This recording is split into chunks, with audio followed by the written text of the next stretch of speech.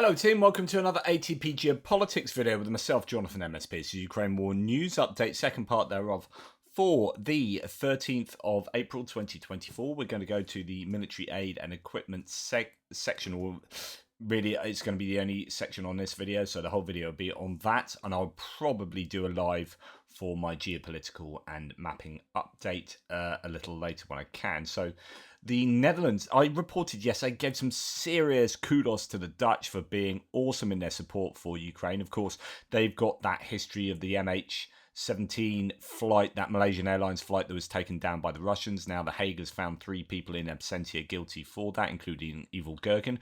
Evil Gherkin is requested to go to serve on the front lines, interestingly, according to his wife. So we might see him in physical action rather than just mill blogging. He might be out of prison and firing a gun. But anyway, the Dutch have been very strong in their support for Ukraine throughout this war. And I reported yesterday that $400 million was going to be, or euros, sorry, was going to be going towards Ukraine. Well, actually, as soon as I did that video, it then came out that actually the Dutch have allocated another 1 billion euros for military aid and 400 million euros for reconstruction. Zelensky announced that after a conversation with Prime Minister Mark Rutte of the Netherlands. Now, Mark Rutte's been in that position for an awful long time. He's a pretty, I guess, stable pair of hands. He knows his way around European politics, and he's sort of gone through that whole MH17 and whatnot. And he's a good person for continued support for Ukraine. With the changing of the guard in the Dutch Parliament, who knows what's going to happen going forward. Geert Wilders does seem to be reeling in his anti-EU rhetoric at the moment, but he's unlikely to be the Prime Minister. They still haven't sorted that out in the Netherlands because of how difficult it is to form a coalition with so many potential coalition partners. It's a proportional representation system, and therefore there are multiple parties vying for becoming the overall majority in coalition with others, and no one really wants to do deals with Geert Wilders' party. So we'll have to see what happens. I think that's still up in the air at the moment, but and as a result, Mark Rutte is still pulling some of the strings there. So Czech president saying now that over 1 million shells have been found for Ukraine. This has generally been thought previously. So there was the original claim that they located 800,000 shells. Then someone saying, well, actually, I think it's moved to 1.2 million shells. It depends what people can put down in terms of money. Slovak newspaper Deník N is now saying that the Czech President Petr Pavel, following the 3C summit in Vilnius, has reported that there are now over 1 million. We have discovered about 800,000 rounds of 155mm caliber artillery ammunition for Ukraine, a figure that was accurate some time ago. Now it's over 1 million.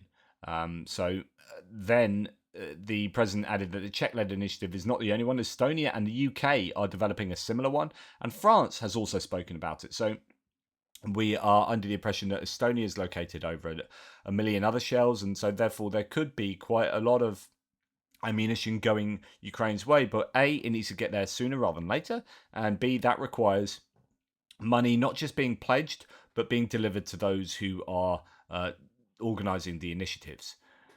German Aid to Ukraine here reports on an interview with German Chancellor Olaf Scholz published today by the TASS, that's now yesterday.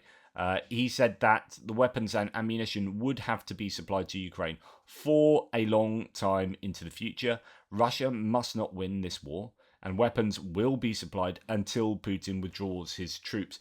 That's really good rhetoric from Scholz. That's exactly what we need to hear, which is, not for as long as it takes, but this is explicitly tying it to Putin withdrawing his troops and also talking about a long time in the future. Of course, Russia must not win, Putin must withdraw his troops, and the long-term sustainable provision of weaponry and equipment to Ukraine is all super important. Now, Ukraine have been talking a lot about Patriots recently, saying that they need 7 systems. Lots of people getting confused because Guy Verhofstadt, I think, got it wrong by saying there are 100 Patriot systems in the EU and we need to give 7 of them before we do any further sort of budgetary ruling. Well, actually, there aren't 100 systems in the EU. It looks like there's about 33 systems, differing numbers, depends on what's working, what's where. Nonetheless, there are and possibly 100 around the world. We'll talk about that in a second. Dmitry Kuleba said we're actually working on some. There are currently active negotiations on 2 Patriot batteries and 1 SAMP-T battery. He emphasised that if the countries are now ready to transfer these systems, it would be a matter of weeks before Ukraine will be able to receive them. I always wonder about how many people they got trained up on them. US says Ukraine battlement has 50 Patriots. This is systems. Germany has 11. Greece has 6 to 12. France has 7 SAMP-Ts that are broadly equivalent. I do not know the data on how good SAMP-Ts are at taking down ballistic missiles, hypersonic missiles, things like that. Netherlands has 4 Patriots. Sweden has 4 Patriots. Romania has 4 Patriots. Italy has 3 SAMP-Ts. Poland has 2 Patriots. And Spain has 2 Patriots themselves. So Germany's ordered 4 more. Poland's ordered 6 more. Spain ordered 4 more configurations. Switzerland has ordered 5 more. Let's talk about the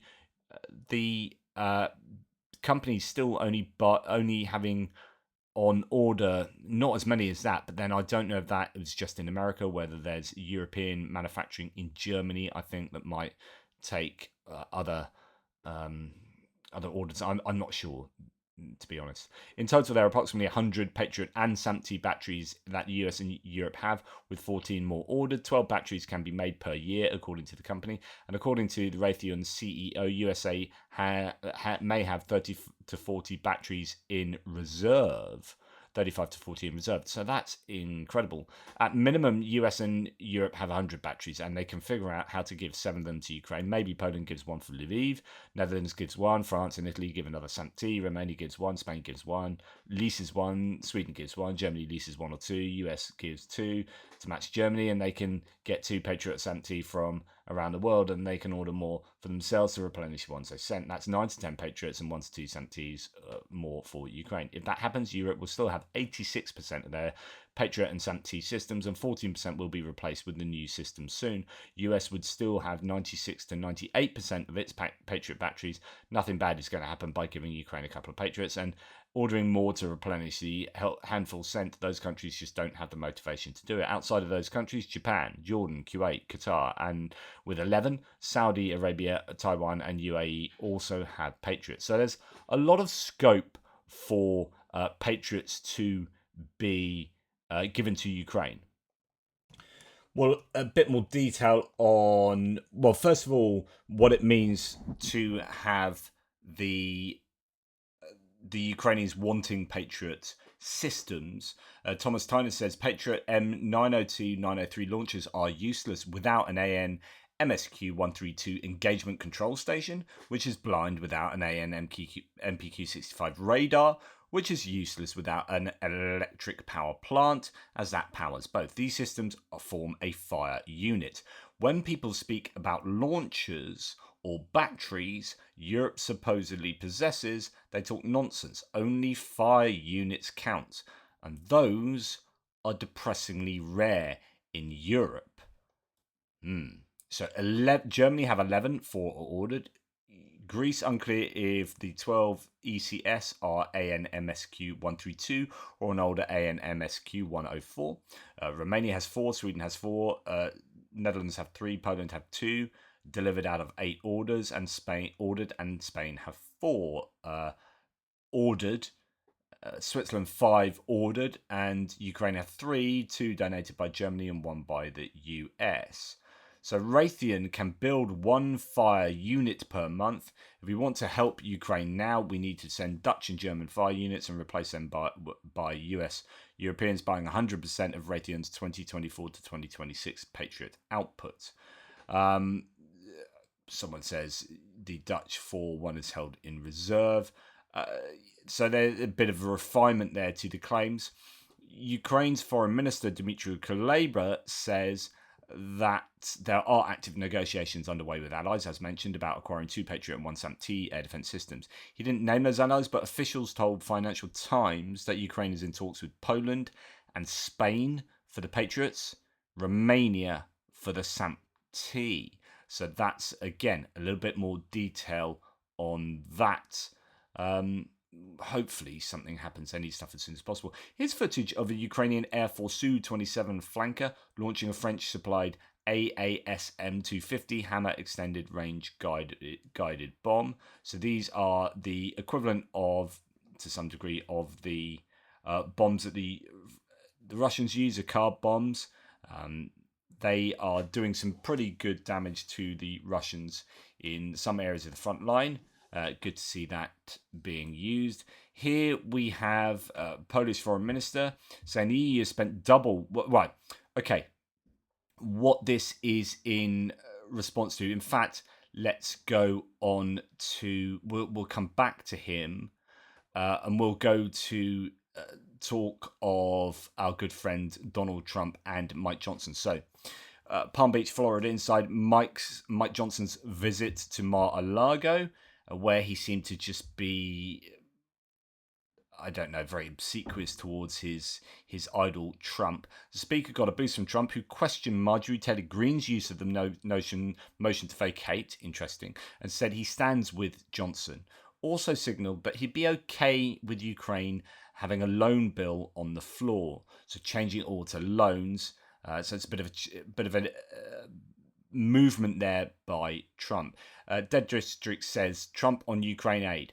We're thinking about making it in a form of a loan. Former President Trump on Friday signaled an openness to Republicans approving additional aid for Ukraine in its war against Russia if it came in the form of a loan. Quote, we are looking at it right now and they're talking about it and we're thinking about making it in the form of a loan instead of just a gift, Trump said during an appearance alongside Speaker Mike Johnson at the former president's Mar-a-Lago estate. We keep handing out gifts of billions and billions of dollars, and we'll take a look at it, Trump continued. And this is what really, really annoys me, right? And this is why Trump's just a very bad human being, and just in general, in my opinion. But he's also just an outright liar. He lies, and no one is calling him out on it. And this is a lie, and he's not being called out on it. And if it's not a lie, then he's absolutely just ignorant. So either he's disingenuous and lying for effect, and that's awful, or he doesn't know the first thing about what's going on in Ukraine. So how can he cast his opinion? He's deeply ignorant or deeply using Ukraine to further his own pro-Russian ideology or something. I don't know. None of these options are good. Quote, we keep handing out gifts of billions and billions of dollars and we'll take a look at it. But much more importantly to me is the fact that Europe has to step up. They have. And they have to give money. They are. More than you. More than the US. They have to equalise. They have. If they don't equalise, I'm very upset about it. They have. You shouldn't be upset. Because they're affected much more than we are. Yes. And that's why they've done that. Stop saying that. To the point where the Polish foreign minister, as Trenchelenko says, the burn here, the foreign minister says, well, he says an awful lot here, or there's a much longer one. Actually, this is an excerpt of it, which is good. So this is what Sikorski says. We are spending now close to 4% of GDP on defense. In Poland. And in fact, I have to tell you, Europe, the European Union and its member states have spent double what the United States has spent on helping Ukraine. We are often suspected in the United States, including in Congress, of being free riders. Well, on this one, we have done the right thing. We now need the United States to do what the President of the United States has promised. And are you confident that the US will come through, Foreign Minister? We are... No. So, there you go. We are stepping up. Actually, it should be us saying back to the US, back to people like Trump, you need to pick it up. You need to step up. What have you done for the last 6 months? It annoys the heck out of me that this man gets away with, I would say, political murder. There are people dying in Ukraine as a result of this kind of rhetoric, and I absolutely hate it. And I've had enough of him, and I've had enough of this nonsense in Congress. And there is no one else to blame in my books other than him, Marjorie Taylor Greene, and Mike Johnson. You take them out of the equation, and good, decent Republicans would have signed that bill a long time ago. Now, the discharge petition is grinding on. There's another vote on there. And they now only need 23 more signatures by all accounts, which is fantastic. Discharge petition for Ukraine, added Jared Golden added to that, just 23 more signatures. 91% of Democrats have signed. You're not really going to get any other Democrats moving on that, I suggest, because of the aid to Israel. Someone was mentioning yesterday, though, that just because there's aid to Israel doesn't mean it will be up to the US how they spend that. It's just there's a bunch of money, so it can go on. I guess I don't know the details, but it doesn't have to be spent on, I presume, offensive weapons. So there might be some wriggle room there. Not one of the sitting GOP representatives has signed it. A retired one, Ken Buck, has. Only 11% of the GOP supporting Ukraine is needed to discharge. When will they stop the delays? So either it's these plum Egypts being difficult, or it's people afraid of them and so not signing discharge petition, which would be incredibly easy for them to do. Senate's done it. The Senate's been fine with that, 70-29. It's about time the House of Representatives stood up and did some actual governance rather than kowtowing to this autocratic wannabe. It's not good enough. Due to the intensified Russian attacks on Ukrainian energy infrastructure in the recent weeks, Germany, Austria, Sweden and the Netherlands have donated 157 power generators in various sizes via the UCPM to Ukraine as emergency energy assistance. Good news there. And look, more European assistance going to Ukraine. But of course, Europe needs to step up, don't they? Or something. General Staff of the Armed Forces of Ukraine has found opportunities to send brigades for rest in turn. This decision was made, among other things, after reviewing the number of certain units that were not involved in combat operations. Thousands of released soldiers are sent to combat units, the statement said. Accordingly, a set of measures is being taken to strengthen the brigades that continue to perform combat missions at the front. This is something we'd heard before. Syrskyi did that audit, found that lots of troops haven't fought on the front, and now there is this greater rotation. Well, this is kind of formalising that finding in an official statement, and that's really good news because there are some exhausted soldiers that need some respite. Moving on, we come to China. We can be sure that friends of the US in the Asia Pacific are looking at the US abandoning of Ukraine while China is surging help for Russia and making their own calculations about whether they can count on the US in the crisis. There are so many ramifications to the Congress's stopping of aid to Ukraine. And it's so great to see people who are willing to govern. I was listening to an interview of Eric Smallwell last night, where he was just everything he said was so competent, and the desire to help Ukraine was so at the forefront, and the ramifications of not helping Ukraine. Just this is someone that knows what they're talking about, is trying to govern, and just is incredibly frustrated at those politicians, those lawmakers that are just not putting international diplomacy first, that are kowtowing to what they think Trump wants and what indeed Trump does want. And it's not good enough. Do your job. US intelligence finding shows that China is surging equipment sales to Russia to help the war effort in Ukraine, according to Associated Press. Two senior Biden officials who discussed the sensitive findings on Friday on the condition of anonymity said that in 2023, about 90% of Russia's microelectronics came from China, which Russia used to make missiles, tanks and aircraft. Nearly 70% of Russia's approximately 900 million in machine tool imports in the last quarter of 2023 came from China. Chinese and Russian entities have also been working working on to jointly produce unmanned aerial vehicles with Russia, inside Russia, and Chinese companies are likely providing Russia with nitrocellulose used in the manufacture of ammunition, the official said. My goodness, something has to be done about this. But it's so difficult because you're moving on to like a full-on World War III in getting China involved. I understand it's very delicate. China-based companies Wuhan Global Sensor Technology, Wuhan Tongsheng Technology Co. Limited, and Hikvision are providing optical components for use in Russian tanks and armored vehicles. The official said Russia has received military optics for use in tanks and armored vehicles manufactured by Chinese firms IRA Technology and North China Research Institute of Electro-Optics. And China has been providing Russia with UAV engines, so drone engines, and turbojet engines for cruise missiles. Russia's semiconductor imports from China jumped from $200 million in 2021 to over $500 million in 2022, according to Russian customs data analysed by Free Russia Foundation, a group that advocates for civil society development. Beijing is also working with Russia to improve its satellite and other space-based capabilities for use in Ukraine, a development that officials say could be a longer-term increase of the threat that Russia poses across Europe. The officials, citing downgraded intelligence findings, said that the US had also determined that China is providing imagery to Russia for its war in Ukraine.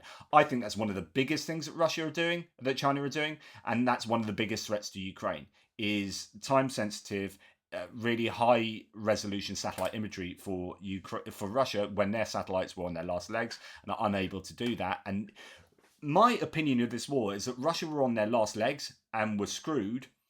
Going forward, it was not looking good. And I said, like a year and a half ago, or whenever it was, the only way Russia can prevail in this war is if China gets seriously involved. This is China getting seriously involved. And this switches calculations now to my calculation is that Ukraine aren't definitely going to prevail now because China are on board with Russia.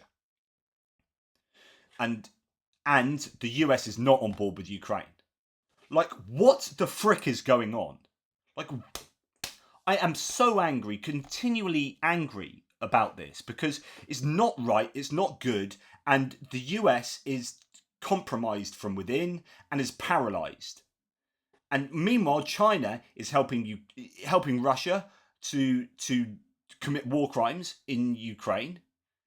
China is helping Russia to kill Ukrainian civilians and have at least partial success on the front line. I think Ukraine are doing an amazing job on the front line, but it's everything else that's taking place at the moment that is not looking good for Ukraine.